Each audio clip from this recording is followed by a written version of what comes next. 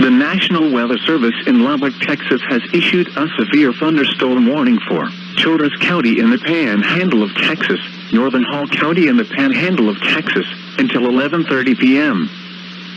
At 10:24 p.m., a severe thunderstorm was located 9 miles southeast of Bryce, Oregon, 13 miles southwest of Memphis, moving east at 35 miles per hour. Hazard, 70 miles per hour wind gusts and quarter-size hail. Source, Massanet site in Leslie had a gust of 65 miles per hour at 10:15 p.m.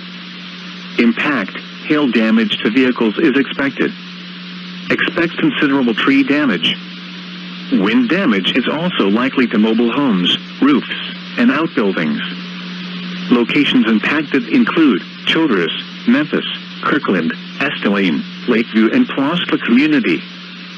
For your protection, move to an interior room on the lowest floor of a building.